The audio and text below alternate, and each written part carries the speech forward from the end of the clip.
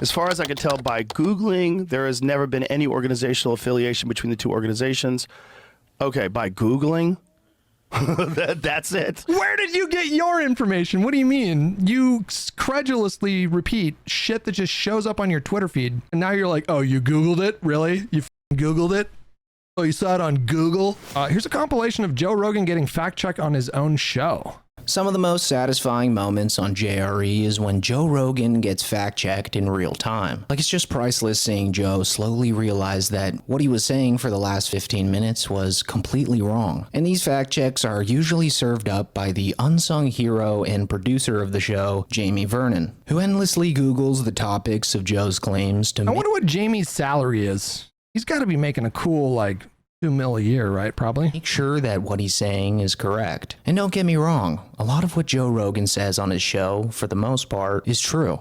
But when he is wrong, Jamie's not afraid to let him know. For instance, on episode... Is that true? How often does he actually fact check? 1926 with Shane Gillis and Matt McCusker, Joe Rogan was fact-checked in real time after falsely stating that a single volcano eruption releases more CO2 gas than anything human beings have ever done. There was more CO2 released from that one volcano erupting than everything human beings have ever done. Really? Fact-checked, volcanoes do not produce more CO2 emissions than Reuters is on your dude. Yeah. Where would this show be without young Jamie? I mean, he's pretty much carrying this show's entire reputation on his back, since Joe essentially believes just about everything he sees on Twitter. And don't even get me started with the guests. Joe's guests usually only make the lies worse, as they tend to just agree with everything that Joe says, since Joe's blessing them with the exposure from his massive audience. But still, Jamie never fails to deliver the truth. Like during the episode that Joe did, Is this true? I feel like Jamie probably fails a lot, right? UFC fighter Bo Nickel, Joe and Bo spend a good portion of the episode trashing the previous president of the United States, Joe Biden, accusing him of saying stupid things on a global stage. But as you'll see shortly, after a quick Google search from Jamie, it's revealed that, hilariously enough, Biden was actually referring to something that Donald Trump was saying. Oh my God. Well, you know, there's people that voted for Biden that are doing it now. They're like, how did I miss this one? What did I choose? Like, how is this guy? Did you hear what he said like yesterday or a couple days ago? Wait, no, did I miss this one? Revolutionary War. He's like, one of the reasons why we lost the Revolutionary War, one of the problems with the Revolutionary War was they didn't have enough airports. Yeah. Bro, that was Trump during his first term. Like, what? Like, pull him. Yeah. Was this the video you're talking about? Let me see what this one says. I don't think it is. How does he cope with it in this moment? Like, how does he? I didn't miss this, right? I'm sure. I think I remember this. The same stable genius that said the biggest problem we had in the Revolutionary War is we didn't have enough airports. Whoa. You can see Rogan's like, the screws are starting to turn in his head. Like, wait a second, hold on. What does that clip actually mean? That's it. Whoa. Right. What? Just for the record. Is that fake? It's not fake, but he was referencing Trump saying that. Oh my God, bro. How does he, like, he's going to come up with some cope here, right? Like, how does he? Here's what Trump's saying it in 2019. Oh. Donald Trump said something about that. He didn't say Jesus. He said a stable genius, and that's where the transcription. Let me hear what it says. What did he say? Our army manned the airports. It ran the ramparts. It took over the airports. It did everything it had to do. Oh, okay. Yeah. So he f***ed up. Yeah, he did. But I feel like that's, you can tell too. It sounds like a little different. He's like, you can tell he like messed up his words, but yeah. And the coping done by my God. Just the immediate instinct to like rationalize or sanitize Trump's like obviously insane thing that he said. And then you compare that with like how they react to Biden, where it's like, oh, this guy's obviously demented and just so far gone. And then they see a picture of Trump doing the thing that they were just mocking Biden for doing. And their first instinct is to be like, well, he just kind of messed up, right? And there's just none of that charitability ever for Biden, right? Like Joe and his guest after Jamie community notes them into oblivion is just amazing. I mean, it's really the only thing they could do after being completely dunked on by the truth. So yeah, I think we can all say that Jamie's really the unanimous MVP of the Joe Rogan experience. But sometimes it's not just Jamie who keeps Joe in check. Like, believe it or not, sometimes the guest actually grows a pair and tells Joe to his face that he's wrong. For example, during I haven't seen the clip. Did Rogan recently rebuke Elon? Joe Rogan thinks Elon Musk should stop lying about Social Security. I actually haven't seen this clip yet. Have you guys seen this? Now they're talking about Social Security. Yeah. And that people are receiving Social Security that are 150 years old.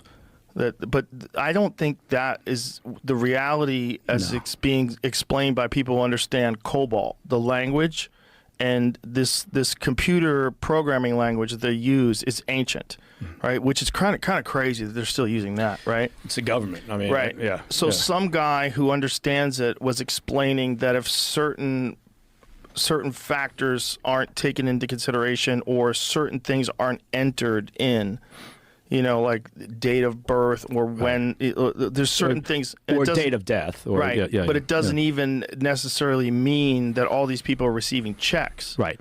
Right. They're just listed on the files, right? And it doesn't mean money's going out to them. And so, yeah, again, from a messaging perspective, does Elon need to screenshot that and then send it out as a tweet or whatever we call X nowadays, and then suddenly you've got a couple million people going, oh my God, we're paying dead people. Well, right. That's the problem with being hyperbolic. No. It's not the problem with being hyperbolic. It's the problem with lying. It's the problem with lying. When Elon talks about Social Security and alleges massive fraud, I think he suggested something on Twitter like last week, saying maybe up to 85% of Social Security spending is fraudulent. That's a lie. That's not hyperbole. He's just lying, is what that is. Which is amazing because, I remember a clip making the rounds like a month ago. He was talking about Tim Walz, and he said, that was the thing that convinced him to vote for Trump, was Tim Walz getting caught embellishing details about a trip to China during the Tiananmen Square incident or something to that effect, which is just amazing logic.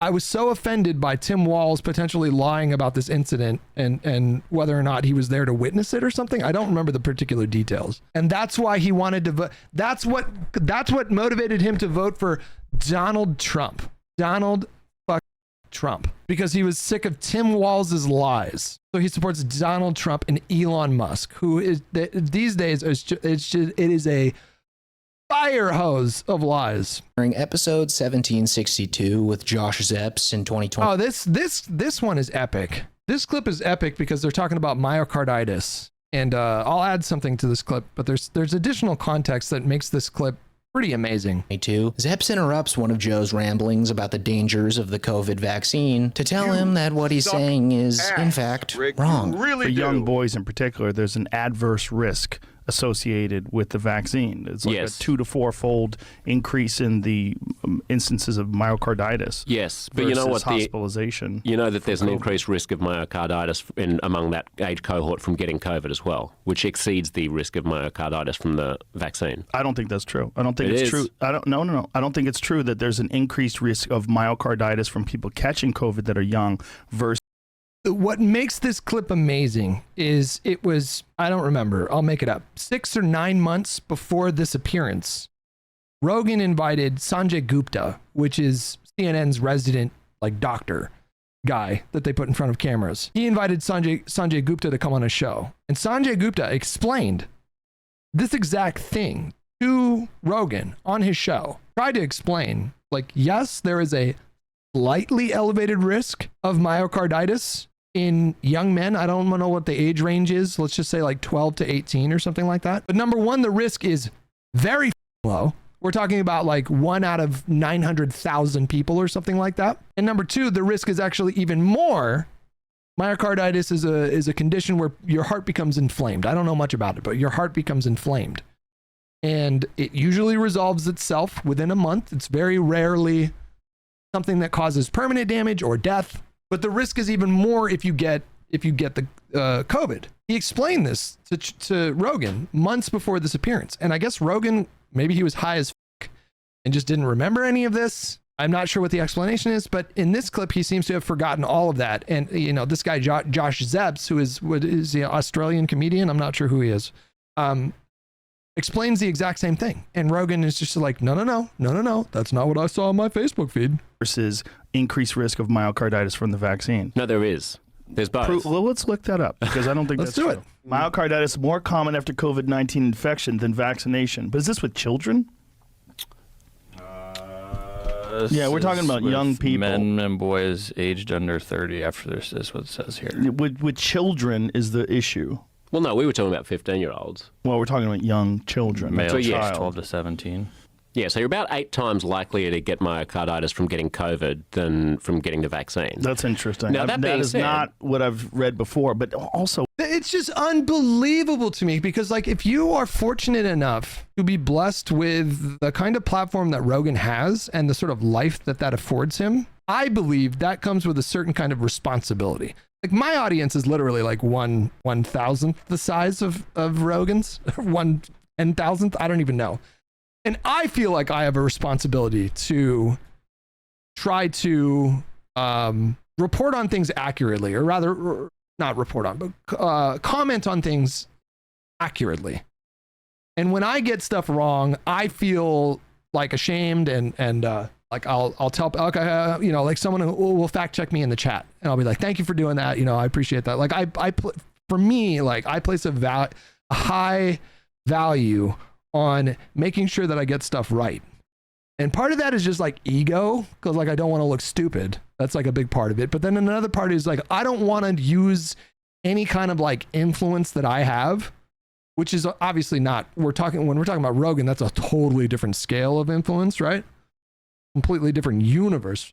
But I just feel like people in Rogan's position, especially Rogan himself, being, you know, the largest podcaster in the world as of, you know, a couple weeks ago, maybe Midas Touch, I think, is maybe getting more downloads than them on iTunes specifically, but across all platforms, Rogan is for sure the biggest podcaster in the world. And the stuff that he says can have a profound influence. When you have an audience of tens of millions of unique listeners every single month, a lot of them like young men looking to him for guidance and life advice and, you know, whatever. The amount of people that died because they didn't get the vaccine, who were regular Joe Rogan listeners and who were influenced by his rhetoric, is not zero.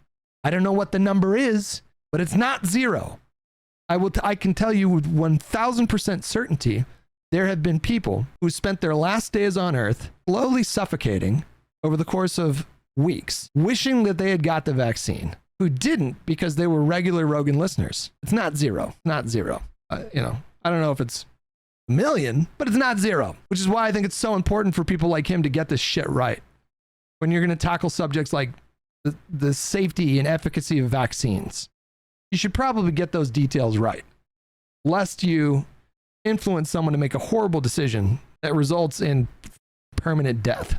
This clip always blows my mind. I've seen it, you know, I've gone back and looked at it a few times, and it always blows my mind because I remember him having the same conversation with Sanjay Gupta, and Sanjay Gupta trying to tell him at the time, like, no, Joe, actually, COVID itself is actually puts you at more of a risk of myocarditis than the vaccine. He explained this exact thing, and Rogan in this clip some months later seemingly just has no memory of that conversation. To me that's kind of astounding. Like, how the f did you forget that conversation? Seems kind of like an important detail.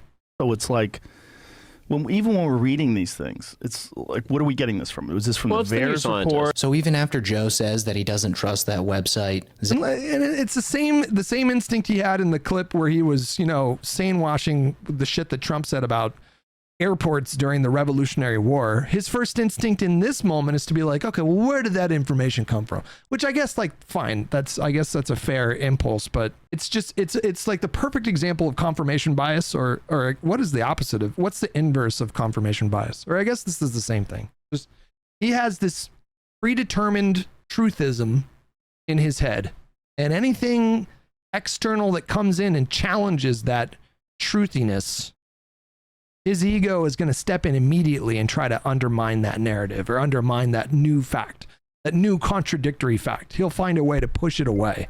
Epps, in the most polite way possible, says to Joe that he should trust this info, since basically every nation verified it with their own research. But of course, Joe ignorantly remains skeptical. A great idea. I don't trust American epidemiological data very much, but the fact that it's a global pandemic and that there are lots of like wonky geniuses in Germany and like South Korea and stuff doing a lot of this research as well, I think that in general I sort of trust the consensus of most of the people who are smarter than me about it. And What a novel concept, trusting scientific consensus. We're watching a compilation of Joe Rogan getting fact-checked on his own show. About it. And that's the data that I've heard about it. Joe Rogan during the pandemic was just another breed of gullible stupidity. Like, it got so bad to the point where it seemed like it was actually starting to piss young Jamie off. Because oftentimes, after painstakingly finding the most trustworthy article on the topic of Joe's claims, Joe would still disagree with Jamie. Like during episode 1749 with Shane Dorian, when Joe claimed that the Texas Health Department had a policy that would deny straight white males access to antibody treatment. You know what they done in Texas? You know what's crazy?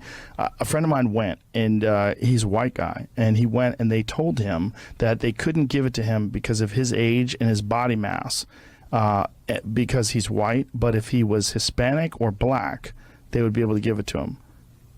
That's so messed up. And he went, what? Wait, what? He said, if I looked exactly like my body now, but I had more melanin. That's crazy. You'd be able to, because of your skin tone. Because you'd be in an at-risk group. It's like a long episode of Black Mirror. Fact check. No policy denies white people antibody treatment, Texas Health Department says. There's a video of it. Joe then goes on to refute Jamie's fact check with his own personal anecdote. And when Jamie responds to this, you can kind of hear Jamie getting impatient with Joe's stupidity. There's a video of it.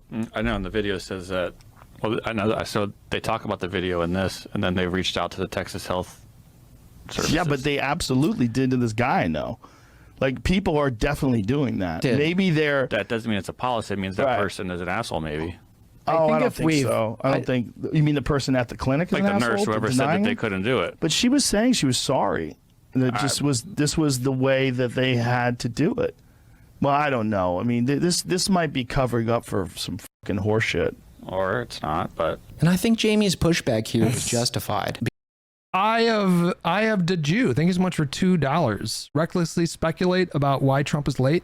He's chronically late to these press conferences. I don't know if he's ever been on time, single time, during the second presidency. Because this episode was during the height of Joe getting lambasted in the media for spreading misinformation on his podcast about the COVID-19 vaccine. So I think this really kept Jamie on his toes moving forward. Like, ever since then, Jamie's evolved into the world's greatest fact checker. And I honestly think he enjoys telling Joe that he's wrong on Joe's own show. For instance, during a recent episode of JRE with Sean Ryan, Jamie fact-checked Joe's claims that Democrats had the most amount of donations over any other party. And the funniest part about this fact check was that it seemed like Jamie knew exactly how Joe was going to refute this evidence. So in turn, Jamie had his backup source on standby. Well, it's also like if you look at the amount of donors that donate to the left versus donate to the right. Have you ever seen that chart? No. It's fucking nuts.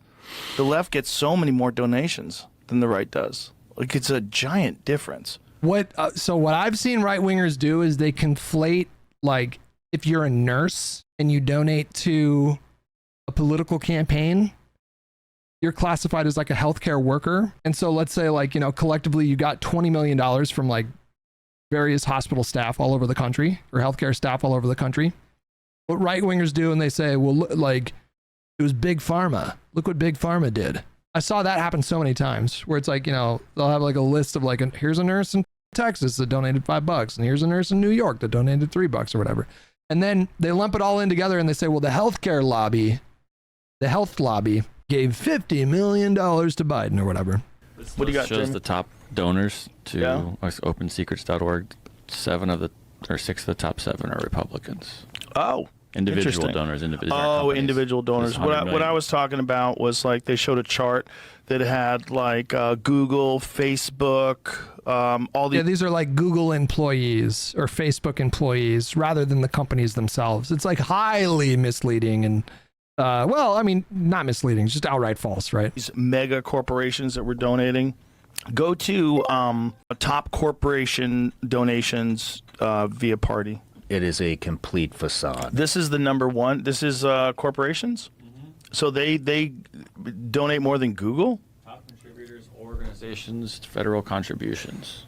So 82 million is the top one, and that's Empower. I mean, these are pretty brutal fact checks. Like all the examples that we've seen so far in this video just illustrate the point that Joe is one of the most reckless, intellectually lazy people that has a massive platform. I've said it so many times. If I was worth hundreds of millions of dollars, I would simply hire a tutor. You know what I mean? I would hire somebody like, okay, I'm going to be talking about vaccines on the stream today. Talk to me about vaccines. You know, I would pay this person a fair salary, $200,000 a year, whatever. And their only job is to research topics for me and then give me the bullet points.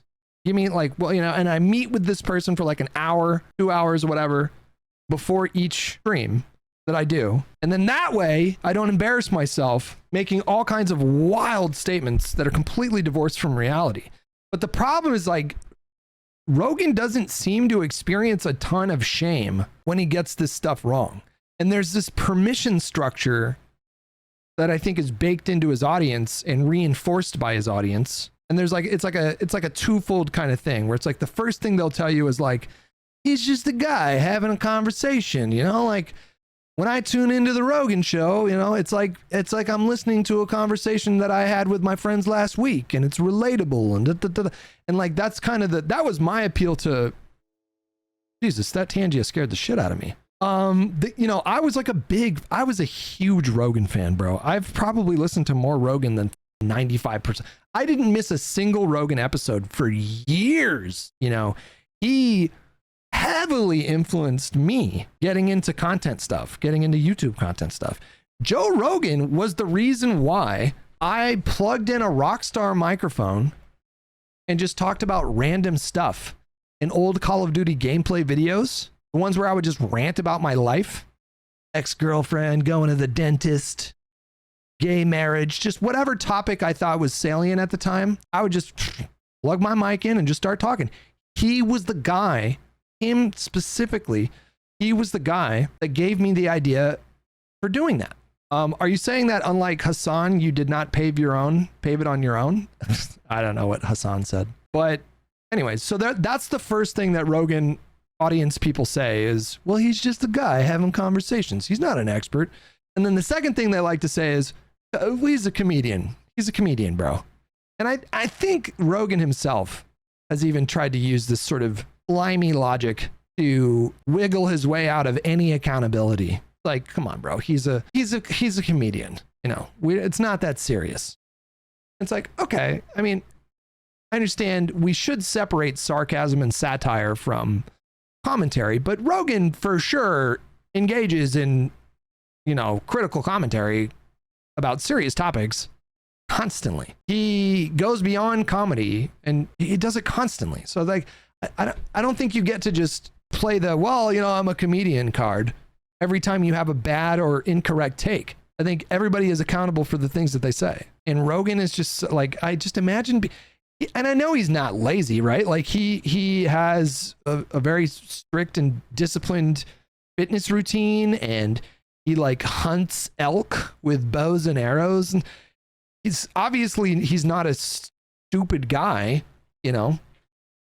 He demonstrates a capacity for discipline and a focused kind of like personal development. But when it comes to having a grasp of the heavy topics that he covers every week on his show, he just seems so lazy to me. Ah, the sweet sound of Joe Rogan getting served up back-to-back fact checks. What a time to be alive, folks. The last fact check on this list was actually a very recent one from episode 2271 with John Reeves, where Jamie fact checks Joe after Joe claims that the conspiracy about U.S. aid giving $27 million to the George Soros DA fund is true. And guys, the reason I saved this clip for last is because it truly shows you the state of the Joe Rogan experience in 2025. Like, Joe just simply doesn't care about the truth anymore. He is 100% a propaganda machine. Bro, that ship has long sailed. I think that, I mean, we're about 5 years late in that respect. To be honest with you, even before COVID, which accelerated his decline, but even before COVID, he was entertaining right-wing crackpot race realists and full-on alt-righters like Gavin McInnes and Stefan Molyneux. He had already been wading into those waters pretty heavily. And then when COVID came around, he just, man, it was such a steep decline.